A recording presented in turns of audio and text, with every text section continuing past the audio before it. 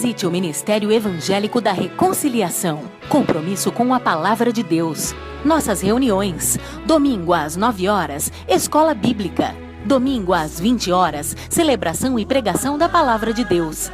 Quarta-feira, às 20 horas, oração e ensino bíblico temático.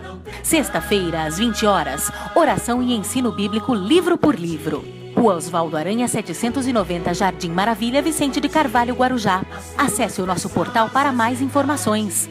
Ministério da Reconciliação.net. Eu não quero falhar, eu não quero jamais entristecer meu Jesus. Irmãos, hoje a gente vamos finalizar aquela nossa lição de domingo, e onde a gente estamos falando sobre Jesus Cristo homem, a vida humana de Jesus, né? Para quem não veio, e nós estudamos no domingo vários aspectos que mostram Jesus como homem, que prova que Jesus é homem. Ele veio como homem, ele viveu como homem, ele morreu como homem, tá? Ele foi um de nós, ele foi como um de nós, que realmente ele viveu dessa maneira. Então nós trabalhamos nesse aspecto, e hoje nós trabalharemos um pouco, para finalizar, a partir do tópico 3, que é modificando o curso da história.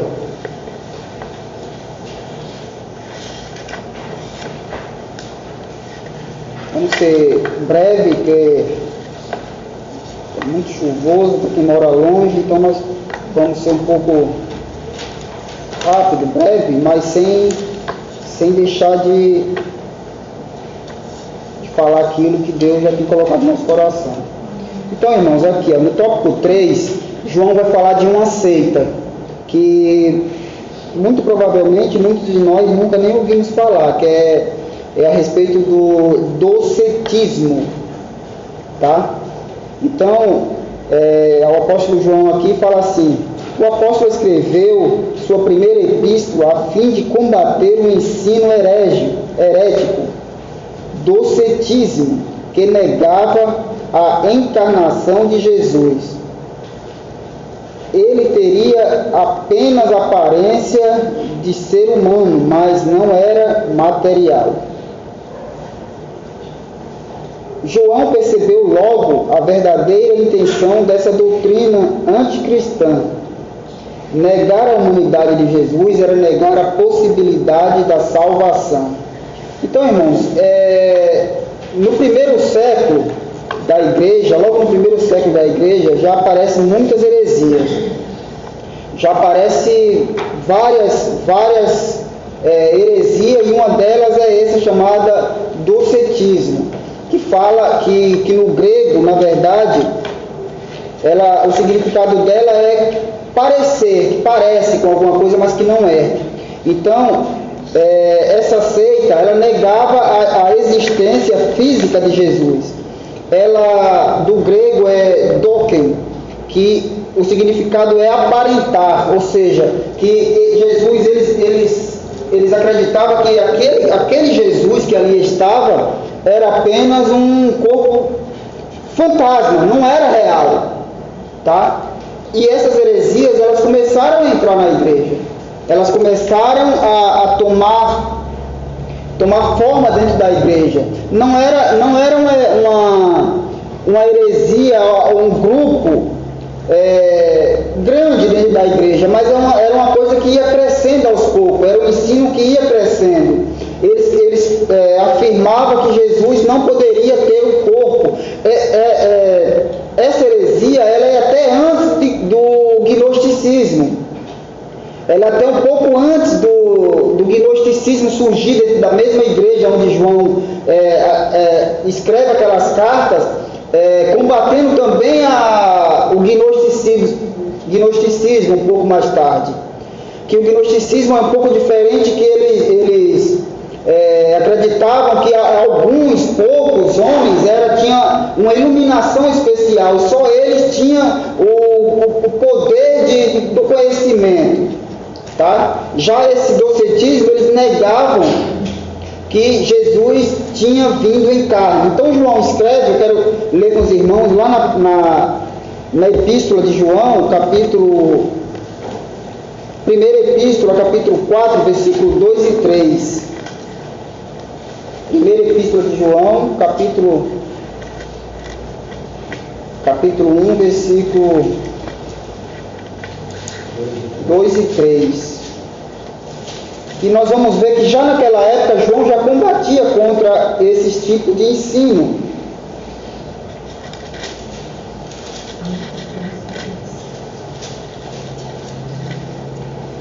Diz assim,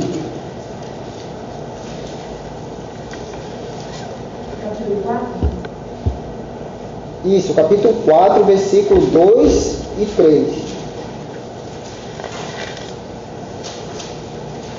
Eu vou ler desde o primeiro, que diz assim: amados, não creais em todo o espírito, mas provai se os espíritos são de Deus, porque já muitos falsos profetas se têm levantado no mundo.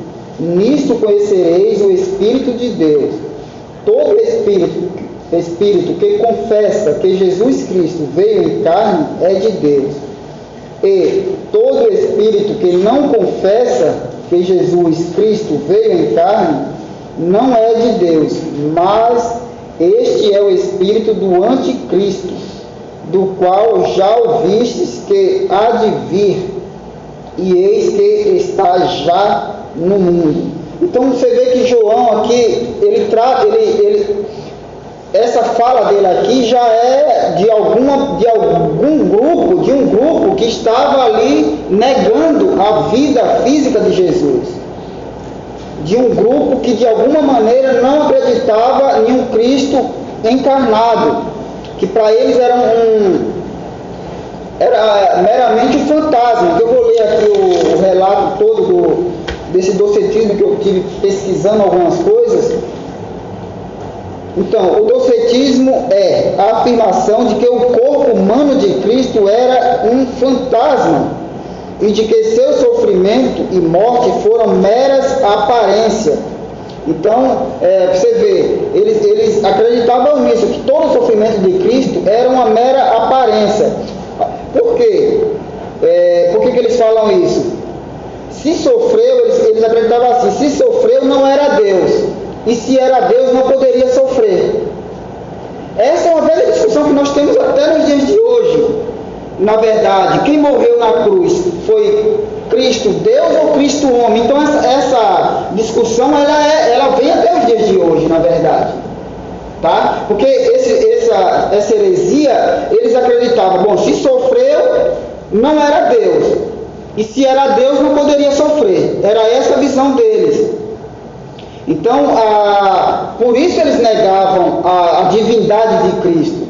Não, a humanidade de Cristo, mas, por outro lado, eles não negavam a divindade.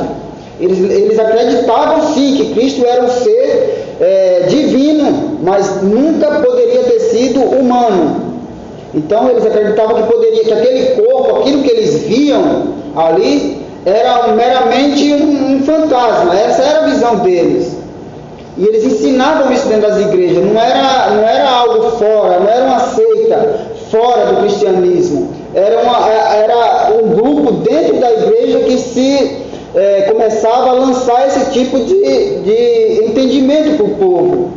E isso a gente vê que isso vai tomando forma e vai crescendo. E até os dias de hoje nós vemos esse tipo de discussão. Quem morreu na cruz? O Cristo foi Deus, porque Deus não pode morrer. E se foi o Cristo homem, o homem jamais poderia remir outro homem. Então fica essa discussão que nunca chega a lugar nenhum. Tá? Então nós cremos, como eu falei aqui domingo, que esse esvaziamento de Cristo, na verdade, ele nunca deixou de ser Deus. Ele sempre foi Deus e encarnou e viveu como um de nós, 100% humano também.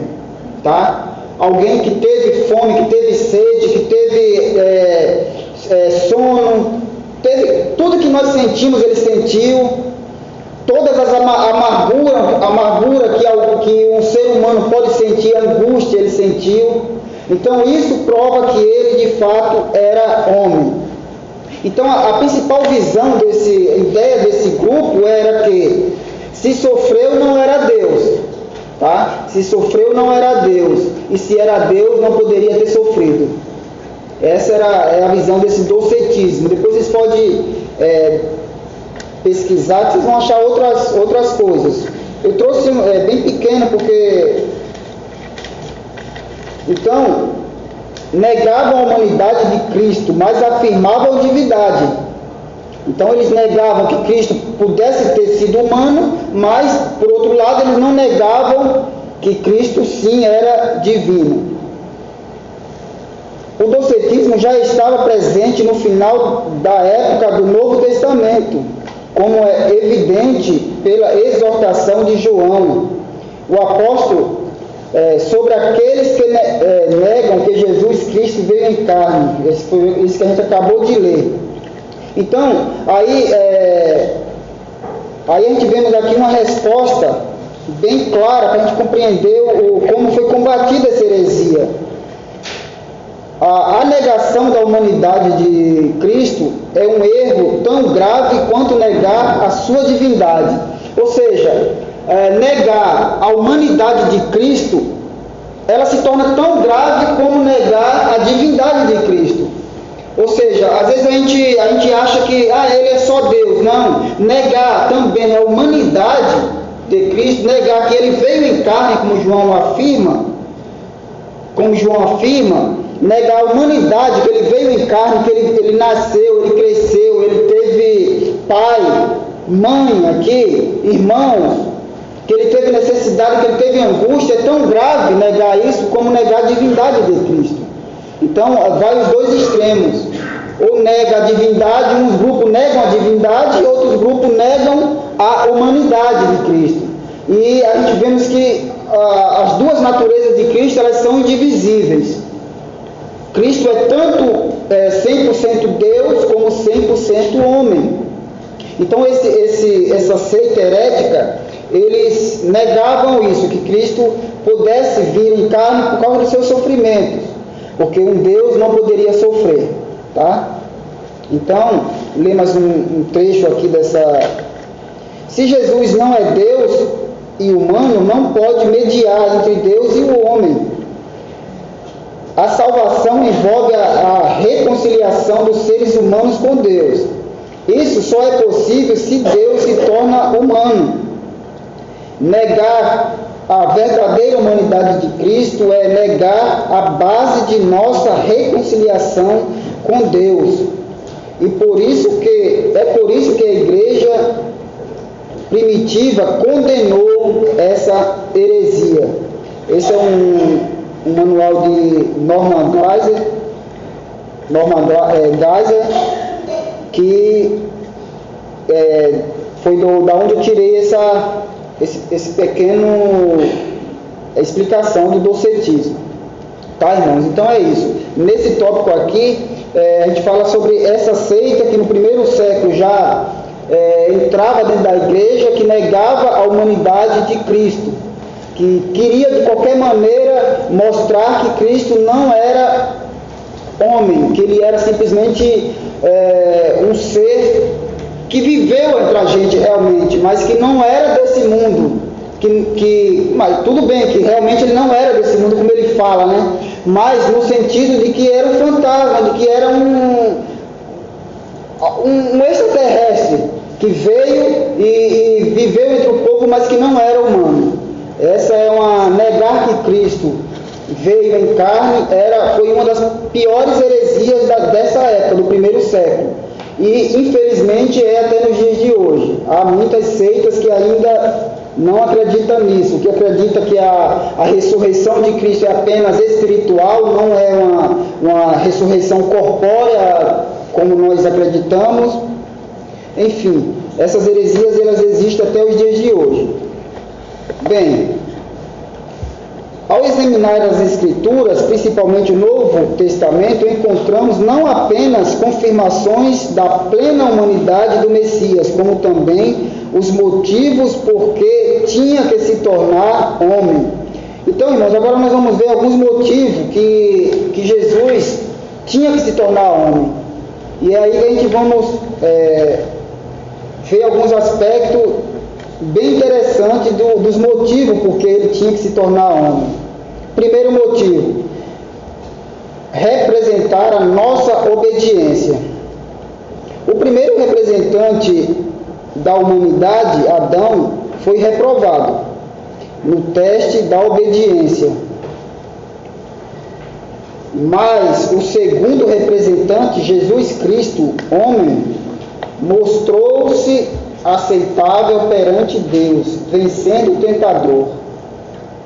Por isso Paulo diz: pois assim como por uma só ofensa veio o juízo sobre todos os homens para condenação, assim também por um só ato de justiça veio a graça sobre todos os homens para a justificação que dá a vida.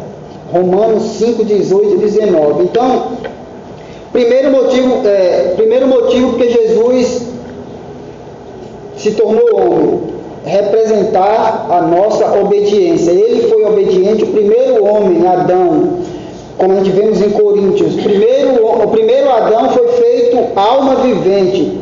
O segundo Adão foi feito espírito vivificante. Então, como o primeiro homem foi reprovado na obediência a Deus, foi tentado e logo cedeu à tentação, era necessário que alguém humano viesse para mostrar, para redimir isso, para arrumar isso, para mostrar que Adão sim tinha possibilidade. Nós hoje jamais teríamos essa possibilidade de não pecar, tá? O homem, quando ele nasce, ele já nasce com essa semente maldita de Adão. Então hoje a gente não podemos dizer: eu não vou pecar, eu vou nascer sem pecado. Essa possibilidade, a partir da queda, deixou de existir. Mas Adão tinha toda a possibilidade de como Jesus, o texto aqui mostra, Jesus sendo obediente, sendo tentado e nada pecando, Adão tinha essa possibilidade de resistir à tentação, tá? Então, um dos motivos é mostrar a obediência, tá? Ser fiel até o fim, ser fiel até a morte de cruz. Ele veio para nos mostrar o caminho, que nós deveríamos seguir, que ele foi obediente ao Pai, tá? Esse é o primeiro motivo. Como Adão aqui lá no Gênesis, ele desobedeceu, ele caiu e por consequência veio esse pecado a toda a humanidade. Necessário vir alguém na semelhança de homem, que sofreu as dores de homem, para mostrar para o homem que ele pode obedecer a Deus, que ele tem como hoje, com o Espírito Santo habitando dentro de nós temos como obedecer a Deus. Erramos sim, mas temos como obedecer a Deus. Aí eu queria falar um pouco desse segundo motivo, que está em Hebreus 2,17. Oferecer sacrifício substitutivo. Tá? Oferecer sacrifício substitutivo. Ou seja, ele ofereceu um sacrifício, ele se ofereceu, na verdade, como sacrifício no nosso lugar, aonde que nós éramos o culpado. Hebreus capítulo 2. Eu gosto muito desse texto, eu até falei no domingo que deixaria falar alguma coisa no culto de hoje. 2,17, que diz assim: pelo que convinha que em tudo fosse semelhante aos irmãos, para ser misericordioso, fiel sumo sacerdote, naquilo que é de Deus, para expiar os pecados do povo. Então, irmãos, é um texto bem interessante, porque nós vemos aqui que fala que ele teria que ser semelhante aos irmãos para ser misericordioso, ou seja, alguém que se compadece porque sentiu as mesmas dores que o ser humano sentiu. Alguém que se compadece das nossas fraquezas, tá? Porque ele sentiu na pele o que é ser um verdadeiro homem, 100% homem. E eu até fiz alguma ilustração aqui sobre a classe política, digamos assim, nos dias de hoje. Por que nós temos uma classe política, não só no Brasil, mas que no mundo, de uma elite que não tem misericórdia dos outros? Eles não têm compaixão pelos, porque eles não vivem a situação que o povão vive. Então ele não pode de maneira nenhuma compadecer-se do povo. A gente quer uma coisa que praticamente para eles é impossível, sentir as dores que o povão sente. Tá? Essa é uma realidade. Eu peguei essa ilustração para mostrar claramente a ideia de Cristo vindo ao mundo como homem, que sentiu as dores, como o texto fala, para ter misericórdia do povo. Um político que geralmente, a grande maioria, vem de uma nata, vem de avós políticos, de pais políticos, que eles entram na política sem nunca conhecerem, nunca irem numa periferia, na verdade, para ver como o povo vive. Ele não tem condições de ter compaixão de ninguém. Tá? Eles criam regras e leis, mas que, na verdade, lá na ponta, que é onde nós aqui, ele não tem o mínimo conhecimento, a mínima compaixão pelo nosso sofrimento. Por quê? Porque eles nunca viveram o que a grande maioria do povo vive. Eles nunca precisaram enfrentar uma fila de SUS. Tá? Então, como que eles vão se preocupar em ter uma saúde muito boa? Na verdade, eles nunca experimentaram isso. Eles nunca experimentaram, tipo, passar fome. Então, para eles é indiferente. Para eles é chegar a cada 4 anos e vir mentir mais, e falar mais e pronto. Essa é a realidade. Mas quando você vê alguém que realmente briga pelo povo, é alguém que conhece, que procura viver junto do povo, que procura conhecer as necessidades do povo. Então, essa alegoria que eu estou fazendo, ela é bem para explicar o Cristo homem, alguém que preferiu abrir mão da sua glória, tá? Abrir mão, esvaziar, como eu expliquei aqui. Esse esvaziamento dele não é que ele deixou de ser Deus, mas é que ele por um momento ele se entregou totalmente para viver como o povo vivia. Essa é a ideia de esvaziamento. Alguém que se doou totalmente, alguém que se deu totalmente para sentir as dores que o povo sentia, que o ser humano sentia, para agora, diante do Pai, ele ter misericórdia do povo. A gente vemos que no Antigo Testamento tinha os sacerdotes que antes eles ofereciam sacrifício por si mesmos, pelos seus pecados, para depois oferecer sacrifício pelo povo. E Cristo não, Cristo ele foi tanto a oferta como o ofertante, ele se deu a si mesmo, tá? Ele viveu como nós, sofreu como nós, para agora, diante de Deus, ele poder interceder pelo povo, poder interceder por nós. Então o texto fala que ele, para ser misericordioso, ele conheceu as nossas dores, ele viveu como um de nós. E assim agora, diante do Pai, ele intercede por nós. Agora, irmãos, uma coisa que eu falei aqui no domingo, que eu volto a repetir hoje. Não é porque Cristo viveu como um de nós, que ele se compadece das nossas fraquezas. Isso não quer dizer que isso nós podemos viver pecando como uma rotina. Porque ele viveu como nós, ele nos entende. Não é isso que o texto bíblico quer dizer. Tá? Como às vezes a gente até ouve, não, mas poxa, então se ele é misericordioso, então sempre ele vai estar me perdoando. Primeiro, como o apóstolo João na primeira epístola fala também, se eu vivo pecando, eu nunca conheci a Cristo, tem esse detalhe. Então não é justificativa para a gente continuar na vida de pecado, não. Que aqueles que foram lavados e remidos no sangue do Cordeiro é justamente para não viver pecando. não viver na prática do pecado. Então às vezes a gente fala isso, mas ele viveu como um de nós, ele sentiu como um de nós. Isso não justifica, tá? É bem para a gente deixar claro, porque depois a gente vai, já que ele é misericordioso, eu posso viver de qualquer jeito. Não. Então, irmãos, é isso. Esse texto de Hebreus, ele mostra que ele se tornou semelhante aos irmãos para ter misericórdia, para ser misericordioso. Até mesmo na época dos sacerdotes, eles tinham essa função de olhar para a causa do povo, no sentido de oferecer sacrifício, interceder a Deus por esse povo, mas como eram seres humanos, eram homens, eles também erravam, eles também pecavam, e tinham que oferecer sacrifício pelos seus próprios pecados também. Tá? Então a gente vemos que Cristo a oferta, é alguém que se deu sem pecado, para que nós pudéssemos ter vida, para ele ter misericórdia de nós.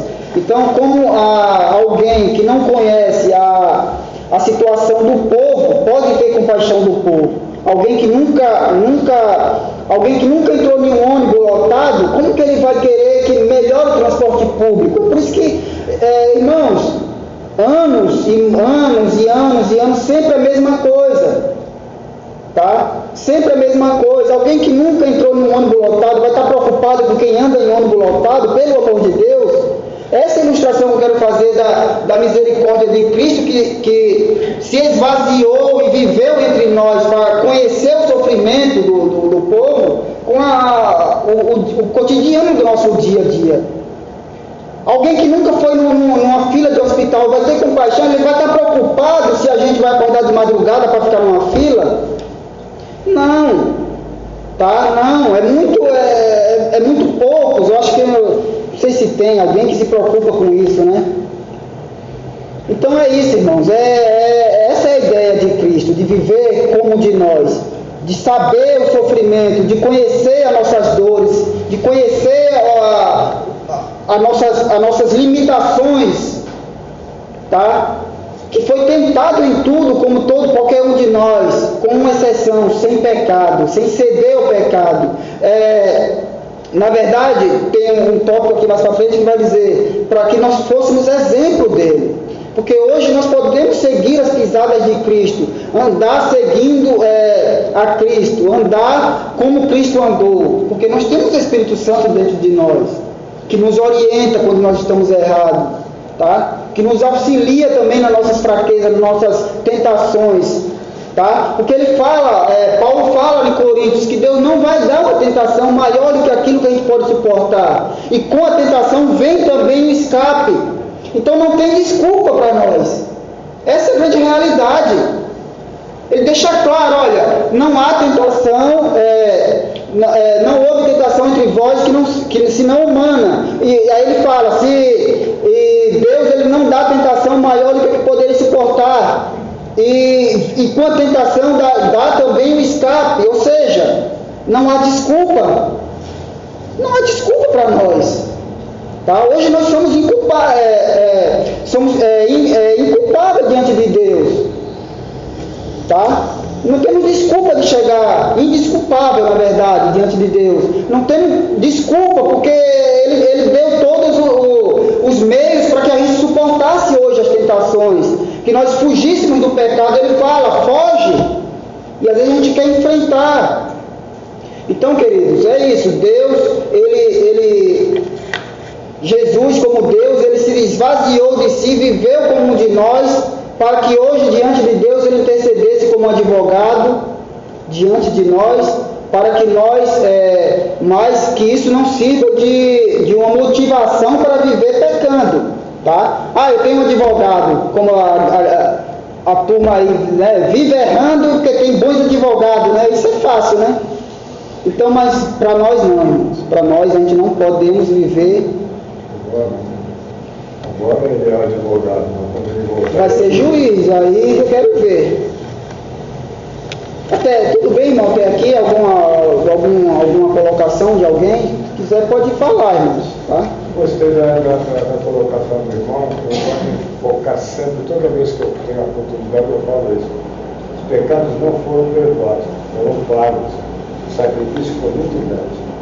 Foram pagos, né? Esse é o grande detalhe. Foi de graça para nós, né? Mas custou um preço, e um preço alto, para a gente viver brincando com a graça, né? Essa é a grande realidade. As pessoas brincam com a graça porque acham que foi de graça. A graça foi de graça, mas houve um preço. Foi de graça para nós, que éramos para nós estar nessa situação aqui de culpados, de condenados, e alguém foi lá e pagou, como fala em Colossenses, pagou aquele preço que a gente de maneira nenhuma tínhamos como pagar. É isso que você falou, ele se esvaziou de Deus para pagar o nosso pecado.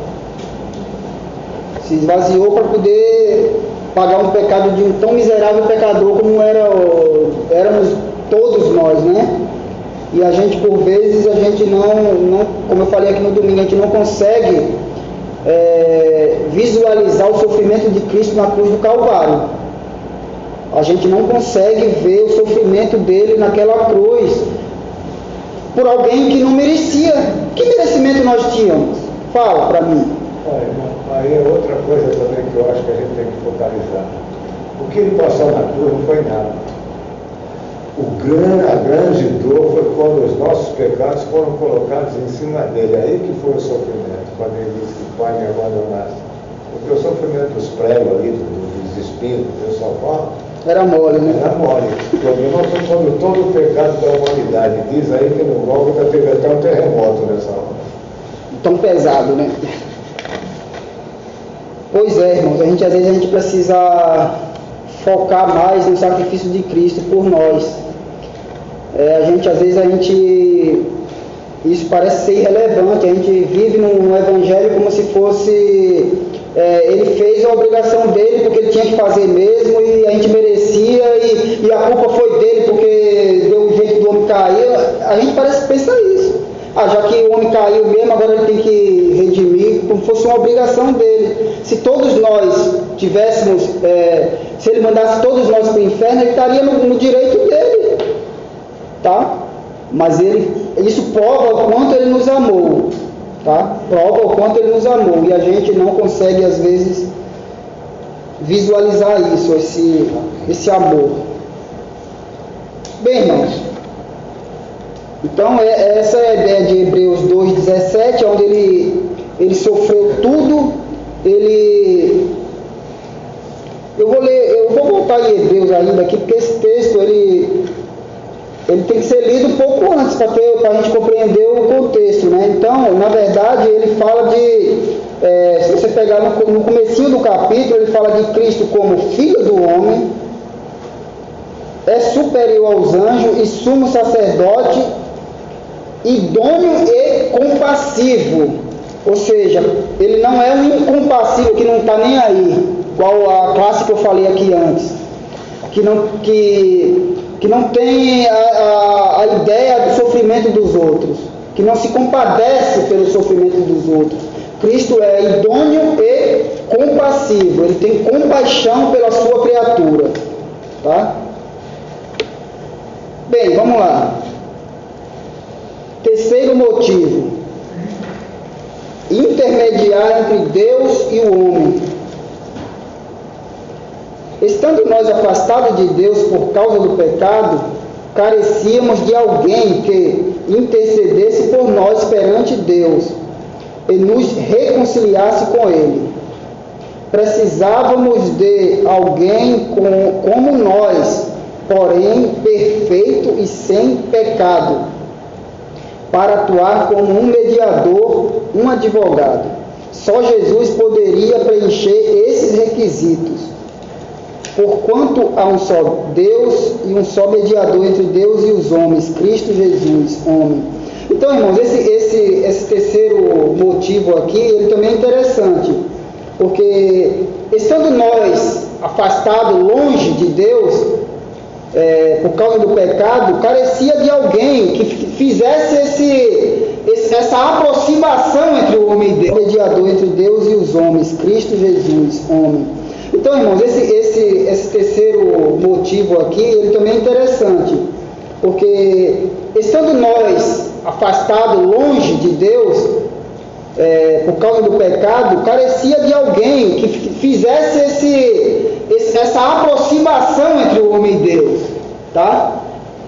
E para fazer essa aproximação entre o homem pecador, um homem caído e um Deus santo, não poderia ser um outro homem pecador, tá? Não poderia ser alguém que tivesse pecado, porque esse Deus aqui é santo. O homem está aqui muito afastado de Deus. Então, como que poderia vir alguém também cheio de pecado para fazer essa mediação? Dizer, Senhor, perdoa, sendo que eu também estou no grupo dos pecadores. Então, carecia de alguém que atuasse como esse mediador, mas que não tivesse pecado. Outra ilustração também que eu poderia fazer uma aplicação aqui, no nosso cotidiano, é alguém fazer uma reconciliação entre um casal, sendo que, na verdade, ele só vive brigando com a própria esposa. Como que ele pode fazer intermediar um diálogo entre o casal? Não dá, teria que ser alguém idôneo, alguém que realmente fosse idôneo, que realmente tivesse uma conduta digna para aquilo. E na humanidade não tinha ninguém sem pecado, tá? O único capaz de fazer essa mediação entre o homem e Deus, reconciliação entre o homem e Deus, era Cristo, era alguém que não tivesse pecado. Foi para isso que ele veio ao mundo, para interceder por nós diante do Pai, mas alguém que não tivesse pecado. Porque é difícil você chegar diante de uma autoridade, como aqui fala de advogado, atuar como um mediador e um advogado. Só Jesus poderia preencher esses requisitos, mas ninguém na terra, mas nenhum ser humano poderia preencher esse requisito de chegar diante de Deus idôneo, sem pecado, para poder reconciliar o homem com Deus, tá? Então ele atua aí como um advogado, mas o irmão aqui bem falou que vai ter um dia que ele não vai ser mais advogado, vai ter um dia que ele vai julgar, tá? Hoje ele é advogado, amanhã ele pode ser juiz, meu e de qualquer um de nós, tá? Então, irmãos, como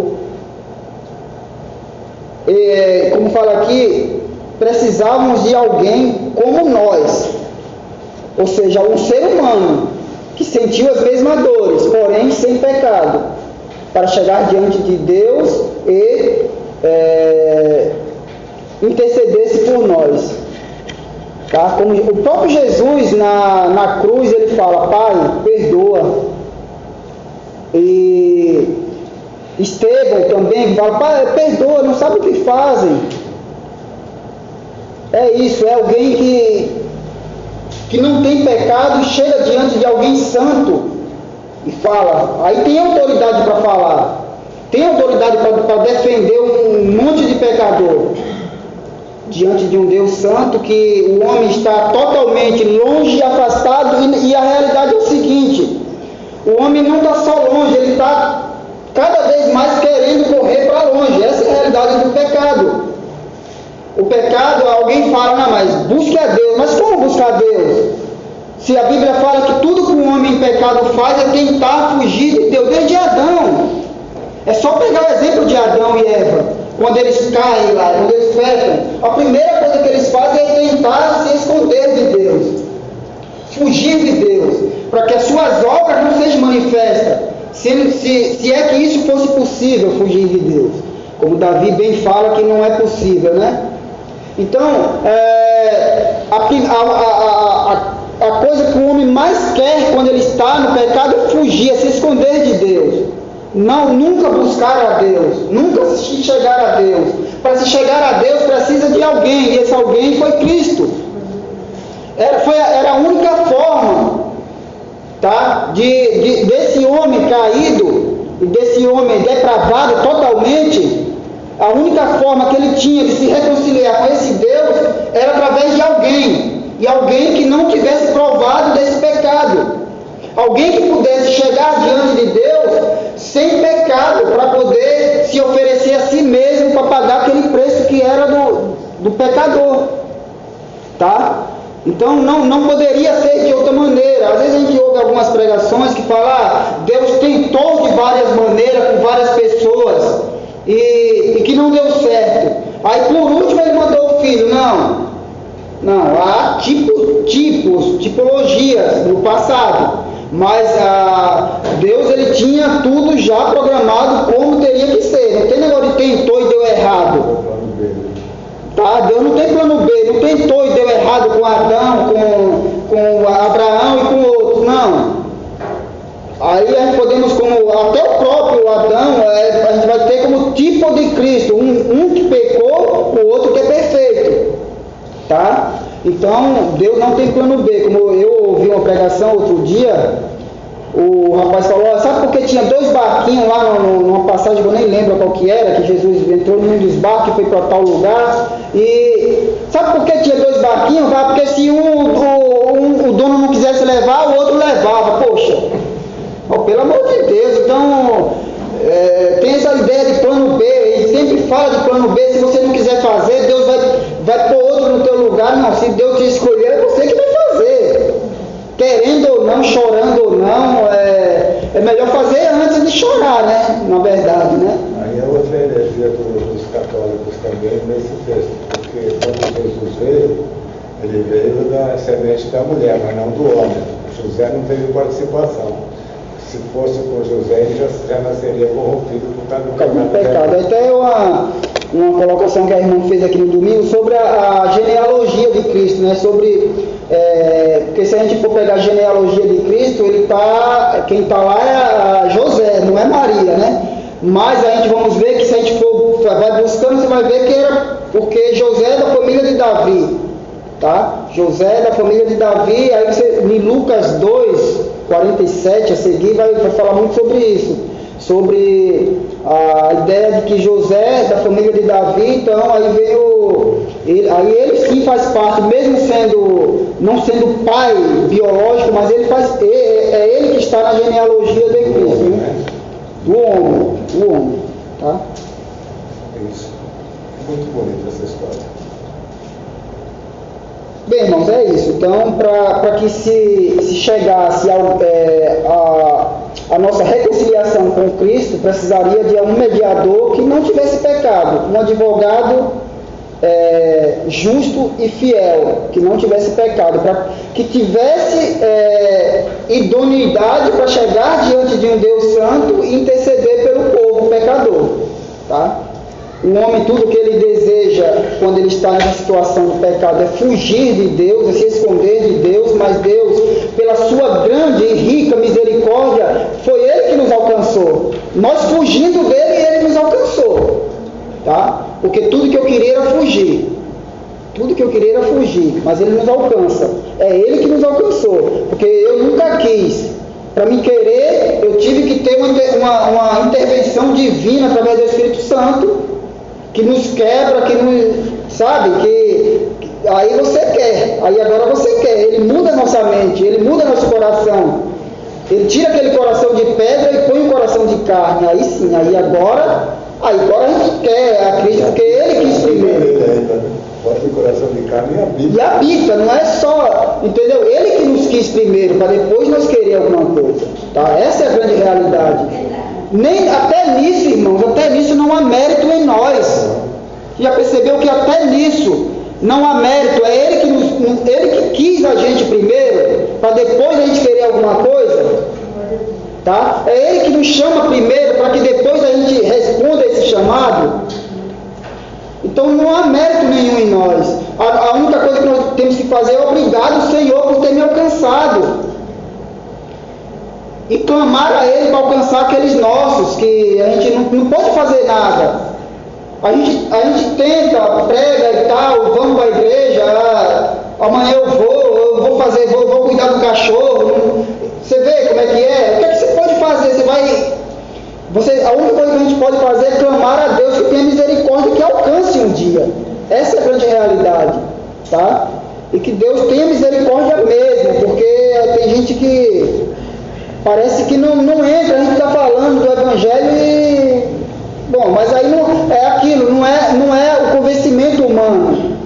Se fosse convencimento humano, eu acreditava que seria mais fácil até, porque dependia de nós, mas não depende de nós. A única coisa que nós temos que fazer é clamar a Deus que alcance como nos alcançou. Porque não há mérito, não foi porque a gente era bonzinho, tá? Bem, irmãos, então é isso. O advogado fiel que intercedeu, ele intercedeu porque ele viveu como de nós, ele sofreu como de nós e ele chegou diante do Pai sem pecado, sendo misericordioso como um sumo sacerdote, para que nós fôssemos perdoados, tá? Bom, quarto motivo: deixar exemplo e padrão a ser seguido. Então, irmãos, o Evangelho tem um padrão. O Evangelho não é uma coisa sem padrão. Qual é o padrão? Cristo. Qual é o exemplo a ser seguido? Jesus, não tem outro. O padrão a ser seguido não é o padrão de uma determinada denominação, não é o padrão de um determinado pastor, mas o padrão a ser seguido é Cristo. E é um padrão bem alto, tá, irmãos? Não é um padrão qualquer. É um padrão que a gente, para se enquadrar aí, a gente tem que pedir misericórdia cada dia, porque andar como Cristo andou não é fácil.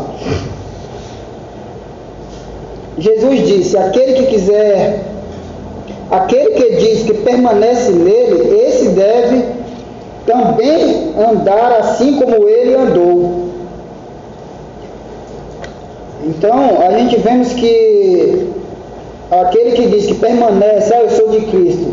Bom, mas há alguns aspectos que vai mostrar, na verdade, quem é de Cristo e quem não é de Cristo. Porque hoje, na verdade, nós temos o Evangelho como um modelo de vida, um padrão de vida. É bonito ser gospel, né? Mas para que isso seja realmente um Evangelho, teria que seguir, permanecer nele. Quem permanece nele tem que andar como ele andou. E como Cristo andou? Aí que está a pergunta, né? Isso é gostoso. E como que Cristo andou? Para que a gente possa seguir os passos dele. E, em tudo, não é no sofrimento, é nas angústias, nas perseguições, nas tentações. É como eu falei antes, a gente ser tentado e não ceder, tá? É entender que o caminho a ser trilhado é o caminho reto, que lá na frente tem algo esperando por nós. É entender que nós vamos chegar até o final, porque Ele já nos garantiu isso, não foi de nós mesmos. Tudo isso é um padrão a ser seguido. Tudo isso é como Cristo andou, sem mentira, sem hipocrisia. Esse é o padrão a ser seguido. Conseguimos? Difícil. Mas o Espírito Santo nos auxilia todo dia, vai nos moldando. A gente estamos vivendo numa constante mudança. Essa é a grande realidade. Eu consigo? Sozinho, de maneira nenhuma. Erro muito, tá? Erro muito. Mas dia após dia a gente vamos tentando lá andar nos passos de Jesus. Dia após dia, irmão. Nós erramos todos os dias, tá? Erramos todos os dias tentando acertar. Às vezes a gente erra tentando acertar, mas temos que pedir graça a Deus, porque não é fácil. Esse mundo está cada vez mais difícil. Abrir mão da vontade própria. Eu acho que essa é a pior parte, é abrir mão da vontade própria. Ele fez isso por nós. Mas nós faz por ele? Essa é uma grande pergunta. Todos, que agora nós somos o Cristo aqui. Todo outro. Eu só vou fazer a vontade dele, é que eu começar a amar você, a começar a amar ele, abrir mão da minha zona de conforto, em detrimento ao sofrimento do irmão. Foi isso que ele fez. Não é fácil, né? Não é fácil, mas é uma grande realidade. Abrir mão da nossa vontade.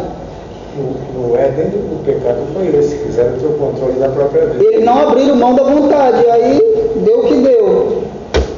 Jesus abriu mão da sua glória para se fazer homem, viver entre nós, ser humilhado, ser chicoteado. E nós não abrimos mão de nada, tá? Não abrimos mão de nada. Não, a nossa vontade prevalece, quer que prevaleça às vezes. Essa é a grande realidade. Eu quero fazer a minha vontade. Eu quero fazer o que é melhor para mim, não o melhor para minha família, por exemplo. Essa é a grande realidade. Eu vivo para mim, eu vivo pelos meus prazeres. Eu não abro mão nem para minha família. Como é que eu vou abrir mão para um irmão da igreja? Não dá, irmão. A gente falta muito. Nós temos que dar graças a Deus, porque esse aperfeiçoamento ele é progressivo, então ele vai acontecendo todo dia e cada dia a gente vai abrindo mão de alguma coisa. Não só de ter um pastor chato, aproveita bem ele, porque por aí está feio.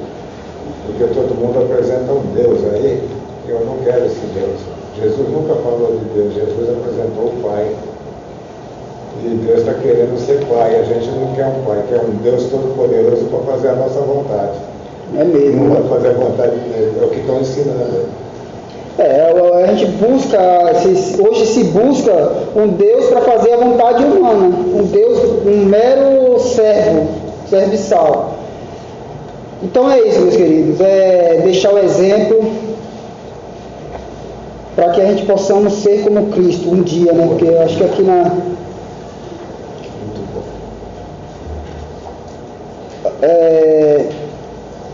diz assim, Paulo diz que estamos sendo continuamente transformados na sua própria imagem. Então Paulo fala que em 2 Coríntios 3,18, que é continuamente, como eu falei, é progressivamente. A gente não temos como ser semelhante a Deus, a Cristo, no sentido da hora para outra, eu sou santo, eu não peco mais, não erro mais, acerto todas, não erro mais nada. Não, mas isso é progressivo, é deixando cada dia um pouquinho do velho homem de lado, largando, abrindo mão, sofrendo perda, como o pastor sempre diz. A gente às vezes tem que perder algo, deixar de lado algo em prol da obra, do trabalho de Cristo, em prol do próximo, tá? Porque está aqui, como o pastor se doa totalmente, no caso dele, né, específico, eu não, porque eu não faço nem um terço do que ele faz, né? Mas faz também.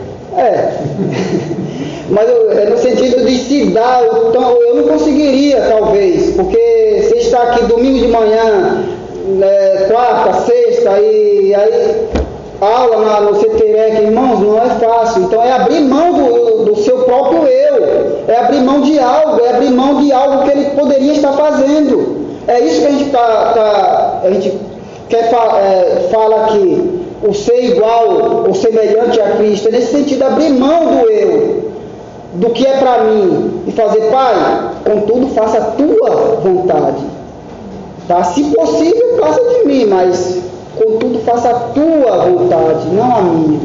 Amém? A gente aprende muito com os não que a Bíblia dá pra gente. Como é bom aprender com os não, tá? É melhor do que com sim às vezes, né? Irmãos, vamos lá, para a gente encerrar. Falta só mais... Nem sente passar a aula, né? O pior que já é rapidão mesmo, né? Quinto motivo, ser modelo da ressurreição. Quando Jesus ressurgiu dentre os mortos, o fez num novo corpo de glória, como ensina Paulo. Semeia-se corpo natural, ressuscita corpo espiritual. Jesus tinha que ressuscitar como homem, para ser o primogênito entre os mortos. Colossenses 1,18. Esse texto eu até pediria para alguém abrir rapidinho aí. O padrão do corpo de Cristo que teremos mais tarde. Esse é o padrão. Então Jesus, ele ressuscita dentre os mortos, e para ser o primogênito dentre os mortos, o primeiro a ressuscitar. Aí alguns às vezes desinformados, vai dizer, poxa, mas já ressuscitou tanto, por que Cristo é o primeiro? Antes de Cristo já tinha ressuscitado vários outros e tal. Não, mas é o primeiro a ressuscitar para não mais provar a morte, né? Esse é o que o texto fala, não é? Achou aí Colossenses 1,18? E ele é a cabeça do corpo da igreja, é o princípio, é o primogênito dentre os mortos, para que em tudo tenha a preeminência.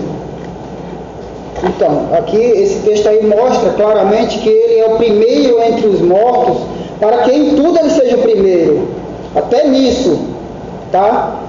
Até nisso ele é o primogênito, ele é o primeiro, ele é o modelo da ressurreição.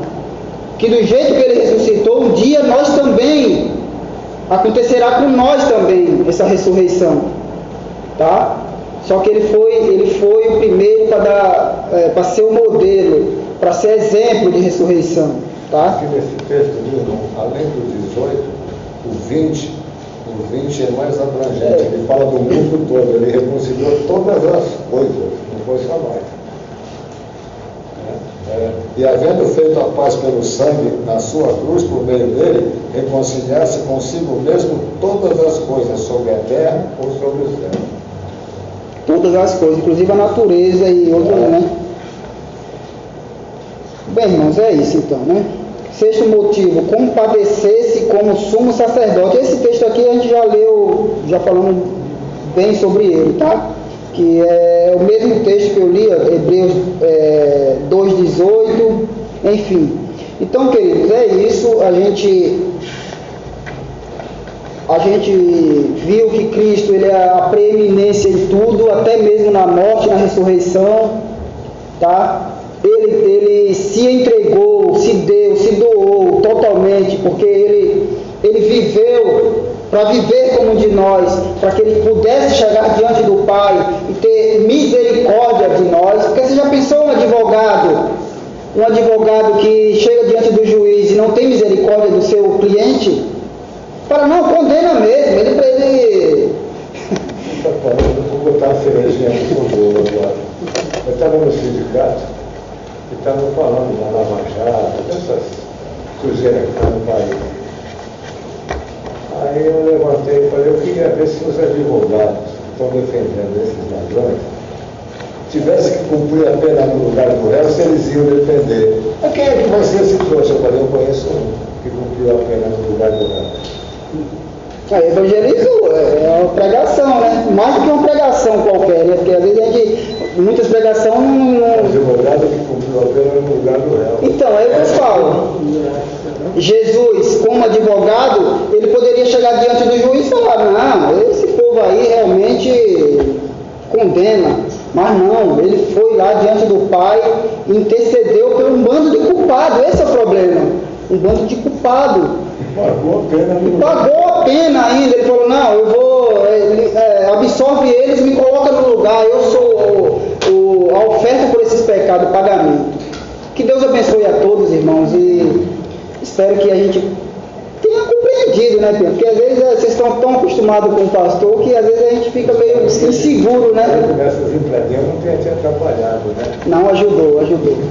Né? Porque às vezes a gente fica um pouco inseguro. Será que é acostumado com aparência? Fica difícil, né? Não. Aliás, então, irmão, eu fico triste de ver que quando ele não está meio vazio. É por causa da chuva. A gente tem que continuar vendo. Vamos ficar de pé, irmão, fazer uma orar.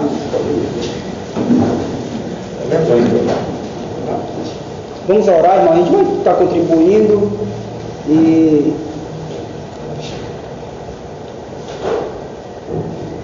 Senhor, te agradecemos, Pai, por essa palavra, Senhor. Ó Deus, sou grato a Ti, Senhor, pela Tua tão grande salvação para conosco, Pai.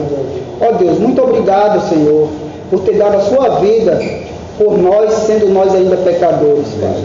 Deus, te agradeço, Senhor, por cada um dos teus filhos que aqui está. Te agradeço, Senhor, por cada um daqueles que ouviram a tua palavra e guardaram no seu coração, Pai. Ó Deus, agora, Pai, nós vamos ofertar para a tua obra. Pai, abençoa cada filho teu que vai ofertar. Abençoa aqueles também, Senhor, que não tem, Senhor, que tem desejo de ofertar na tua casa. Ó Pai, eu te peço, abençoa a casa do meu irmão. Abençoa, Senhor, a casa da minha irmã. Deus, em nome de Jesus, eu te peço, abençoa nossos pastores, Senhor. Abençoa, Senhor, a cada um daqueles que não pôde estar aqui essa noite. A cada um, Senhor, daqueles que estão enfermos, Senhor. Eu te peço, Pai, joga por terra toda enfermidade, entra com sua providência, Pai. Pai, em nome de Jesus, nos abençoa, é o que nós te pedimos. Amém. Amém. Poder sentar, irmão.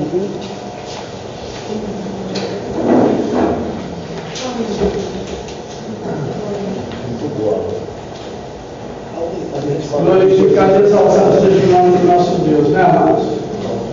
Verdadeiramente, Ele tomou o nosso lugar.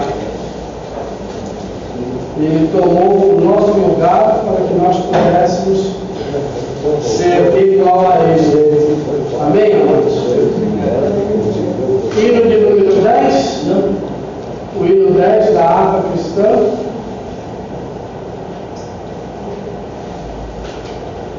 Eu te louvo.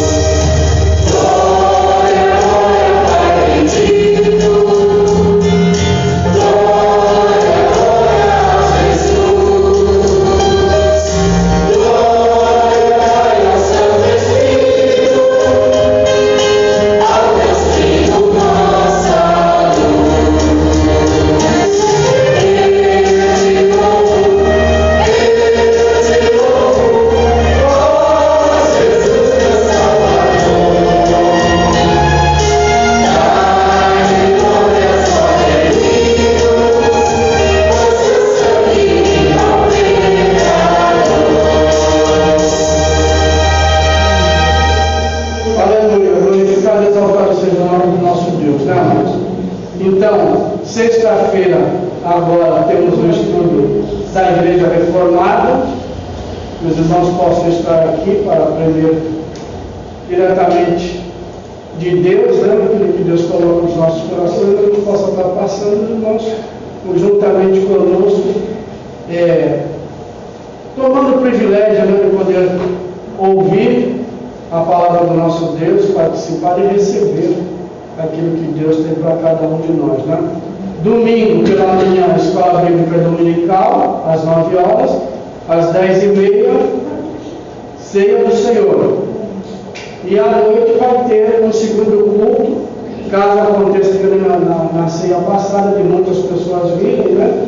Então já está sendo avisado que tem um culto na parte da noite, que é para o pessoal se dividir, né? Para não vir todo mundo de manhã, vai caber todo mundo, que vai ser a mesma quantidade de cadeiras que tem aí. Quem chegar mais tarde, as cadeiras estiverem todas ocupadas, aí é ou lá na calçada, ou volta à noite, né? Então, para os irmãos, de repente não tem que voltar, mas já estamos avisando assim, que os irmãos têm uma segunda opção, né? Não fica daquela preocupação, você vai estar vindo logo pela manhã, por conta das ceias, mas vai ter a segunda opção na parte, no período da noite, né?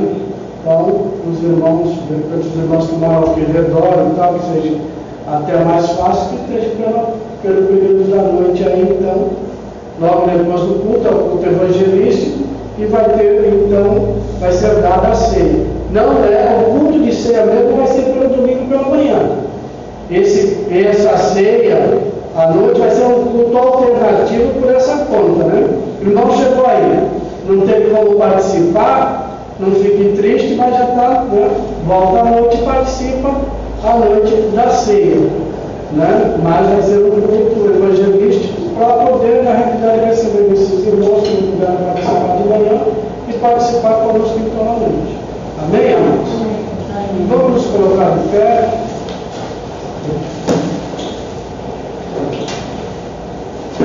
Que Deus nos abençoe e nos dê sua graça. Oremos, queridos.